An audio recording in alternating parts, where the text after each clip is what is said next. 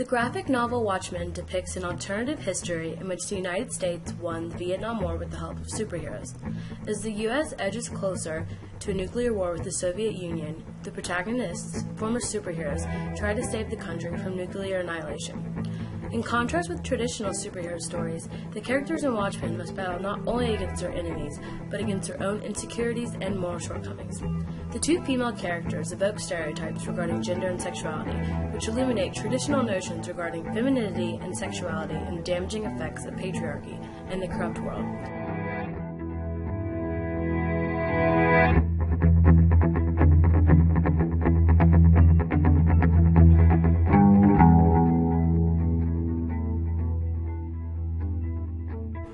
Sally Jupiter is the mother of Laurie in the original Silk Spectre. She worked as a burlesque dancer before joining the Minutemen in the 1940s and was widely viewed as an alluring sex object. 40 years later, Sally prides herself and her achievements on her sex appeal and ability to manipulate men. In her conversations with Laurie, Sally nostalgically reflects on her former sex appeal, proudly showing Laurie a pornographic magazine she was featured in back in the 1940s. Sense of humor. Oh, speaking of which, you remember that guy who writes me letters? Well, he sent me an item of memorabilia. It's a Tijuana Bible, a little 8-page porno comic they did in the 30s and 40s. This one's about me. Oh, God, Mother, this is just gross. Somebody sent you this? Sure. Listen, these things are valuable. Like antiques, $80 and up. I think it's kind of flattering. Flattering? Being reminded that people used to slobber over me? Sure. In 1940, Sally was sexually assaulted by the comedian, but later began a consensual relationship with him. Eddie? What the hell are you doing here? You knew I was changing. Sure I did.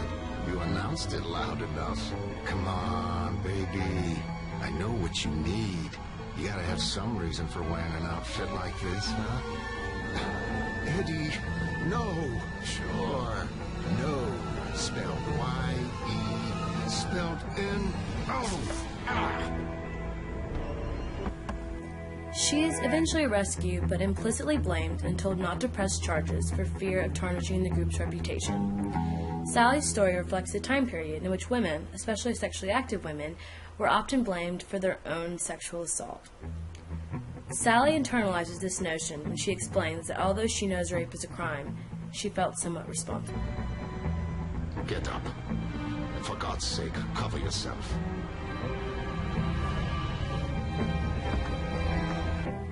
Laurie, the main female protagonist in Second Silk Spectre, embodies the archetypal modern woman. She considers herself a feminist and rejects her mother's use of sexual appeal to gain status. This is vile. Mother?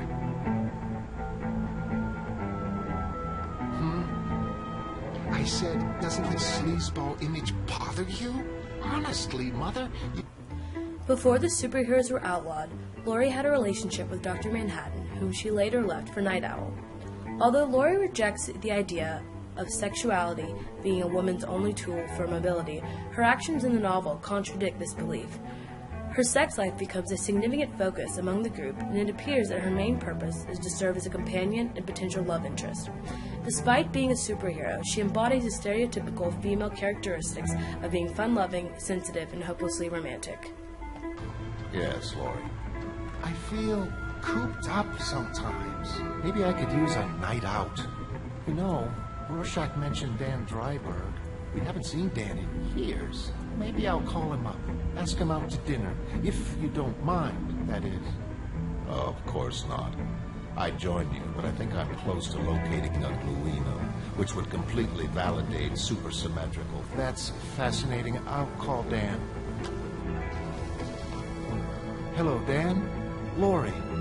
Laurie Uspecic.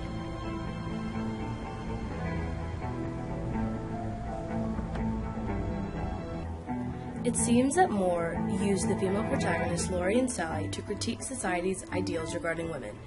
The two characters are very different, yet both their characterizations are dependent on gender stereotypes. This reflects the idea that despite a woman entering into the untraditional world of superheroism, she will always be judged according to the traditional ideals of dominant society.